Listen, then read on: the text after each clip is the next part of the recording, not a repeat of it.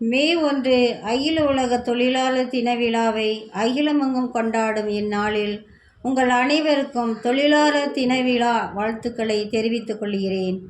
இன்றைய நாள் நமக்கெல்லாம் புனித நாளாக மாறியதன் முக்கிய காரணமாக இருப்பவர் புனித யோசேப்பு ஆவார். தொடக்க காலத்திலிருந்தே திருச்சபையின் திருத்தந்தையர்கள் புனித யோசேப்பு தொழிலாளர்களின் தகுதியான முன்மாதிரியாகவும் வழிகாட்டியாகவும் கருதி வந்தனர்.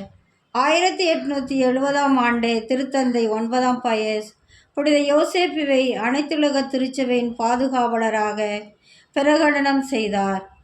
ஏனெனில் இறைமகன் இயேசுவையும் அன்னை மரியாவையும் இவரது பொறுப்பில், பாதுகாப்பில், பராமரிப்பில் முழு நம்பிக்கையோடு தந்தையாம் கடவுள் இவரிடமே ஒப்படைத்துள்ளார். எனில் அதற்கு அவரை தவிர வேறு யாரும் தகுதி பெறவில்லை எனில் அவரது மறைப்பொருளான திருவுடலாகிய திரு அவைக்கு அவரே ஏற்ற பாதுகாவலர் என்பதை உரக்க உரைத்து உறுதி செய்தார். 1889ஆம் ஆண்டு திருத்தந்தை 13ஆம் லியோ அவர்கள் புனித யோசேப்புவை பாட்டாளிகள், உழைப்பாளிர்கள், குறிப்பாக பின்தங்கியவர்களின் முன்மாதிரியாகவும் சிறப்பு வழிகாட்டியாகவும் விண்ணக பாதுகாவலராகவும் அறிவித்தார். மேலும் திருத்தந்தை 11ஆம் பயஸ் அவர்கள் கடவுள் இல்லை என்ற கொள்கை கொண்ட கம்யூனிஸ்டுக்கு எதிராக இயேசு கிறிஸ்துவின் அரசை நிலைநிறுத்த புனித யோசேப்புவின் பரிந்துரையை நாடி திருச்சபையை காக்கவல்ல பாதுகாவலர் என்று அவர் துணையை நாடி வெற்றி பெற்றது வரலாற்று உண்மையாகும். மேலும் திருத்தந்தை 12ஆம் பயஸ் மே 1ஆம் தேதி 1955ஆம் ஆண்டில் தொழிலாளருக்கு மிகச்சிறந்த அன்புறவும் தொழில் உறவும் குடும்பத்தின் ஏற்றத்தாழ்வுகளை நன்கு அறிந்த குடும்ப உறவுகளின் இணைப்பாளராகவும் உறுதியாக அறிவித்தார்.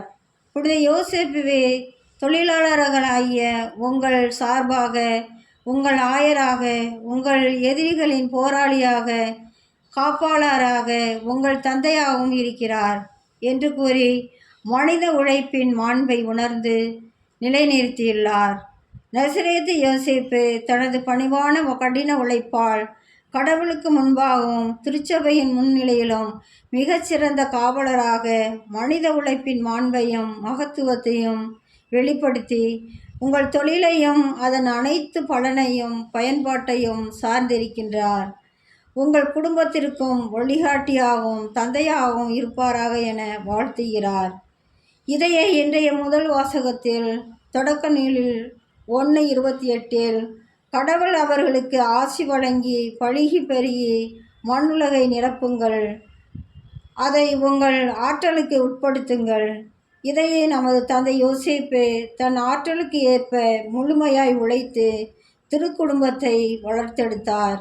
அவரை போல நாமும் நம் கடமைகளை, திறமைகளை முழுமையாக பயன்படுத்தி இறை திருவுளத்தை நிறைவேற்றுவோம்.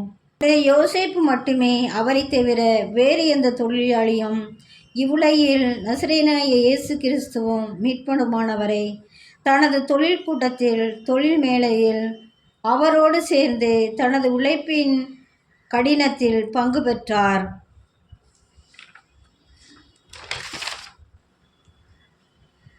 திருத்தந்தை பிரான்சிஸ் உறங்கும் யோசேப்புவின் பக்தியை வளர்த்தவர் என்பது நமக்கு தெரிந்ததே.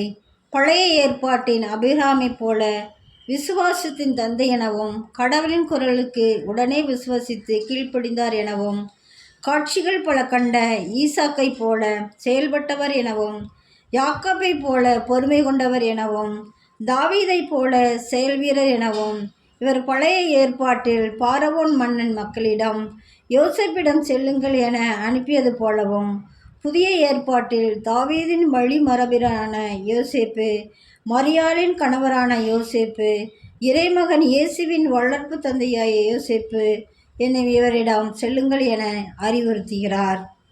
அவரிடம் செல்பவர் இயேசுவின் அருகில் சென்று அவரை போல வளர்க்கப்படுபவர் என்பது அவரது நம்பிக்கை. யோசேப்பிடம் சென்றவர்களின் வேண்டுதலும் வாழ்வும் ஆன்மாவும் அழிவுறாது என்பதும் அவரது நம்பிக்கை. எனவே தான் அவரிடம் திருக்குடும்பம் ஒப்படைக்கப்பட்டது எனவும் அவர் கடவுளின் சொல்லை அப்படியே நிறைவேற்றுகிறார். நம்பிக்கைக்குரிய நல்ல ஊழியனாக தம்மிடம் ஒப்படைக்கப்பட மேலான பொறுப்பினை முழுமையாக நிறைவேற்றினார். அதுவும் கடவுளின் கருத்தை உள்வாங்கி உடனடியாக நிறைவேற்றினார் எனவும் நாம் அறிவோம் என்கிறார். செயல் வீரர், நீதிமான், நேர்மையாளர், நம்பிக்கைக்குரியவர், மரியா இயேசுவின் பாதுகாவலர், தேவைகளை நிறைவேற்றும் பராமரிப்பவர், விரைவில் செயல்படுபவர்.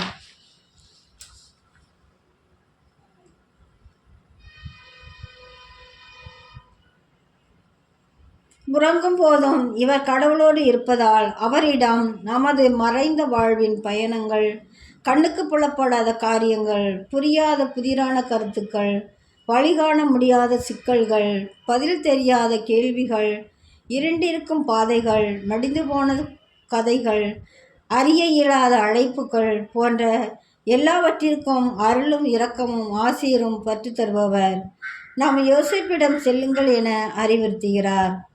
இன்றைய நற்செய்தியில் மத்தேயு 13 54-55 வசனங்களில் சொந்த ஊருக்கு வந்து அங்குள்ள தொழுகை கூட்டத்தில் அவர்களுக்கு கற்பித்தார்.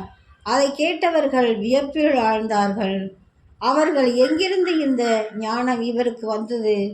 எப்படி இந்த வல்ல செயல்களை செய்கிறார்? இவர் தச்சன் மகன் அல்லவா? இவருடைய தாய் மரியா என்பவரே என்று கூறி அவரை தொழிலாளியின் மகன், யோசேப்பின் மகன் என அழைக்கப்பட்டவும் இவரது ஞானம், வல்ல செயலாற்றும் திறமை வியப்புக்குரியதாக காணப்படுகிறது. இதுவே வளர்ப்பின் பெருமை எனலாம். ஒரு வார்த்தை கூட பேசியதாக திருவிவிலியம் பதிவு செய்யப்படாத நிலை இருப்பினும் அமைதியாக அனைத்தையும் நேர்த்தியாக கடவுளின் மீட்பு திட்டத்தை நிறைவேற்றியவர் புனித யோசேப்பு என்பது திண்ணம். இதுவே அவர் கடவுளின் அழைப்புக்கு மாட்சிமை சேர்த்த விதம் பெருமைக்குரியதே. மறைவாய் உள்ளதை காணும் விண்ணகத் தந்தையும் அவருக்கு மிகுதியாகவே பிரதிபலன் தந்துள்ளார், மகிமைப்படுத்தியுள்ளார் என்பதை அறிந்து அவரது பரிந்துரையை நாமும் நாடி இறையருள் பெற்று அவரை போல் புனிதம் அடைவோம். ஜெபம். எல்லாமல்ல தந்தையாம் இறைவனின் சிறப்பான அழைப்பை பெற்ற புனித வளனாரே, அன்னை மரியா, இறைமகன் இயேசு இவர்களின் குடும்பத்தில் தலைவரும் காப்பாளருமான எங்களையும் எங்கள் குடும்பங்களையும் காக்கும்படி எங்கள் தலைவராகவும் திரு அவையின் தந்தையாக இருந்து இறையாட்சியை கட்டியெழுப்ப துணை செய்வீராக. உம் திருமகனிடம் எங்களுக்காக பரிந்து பேசி புனித வாழ்வை அடைய அருள் பெற்று தருவீராக. ஆமீன்.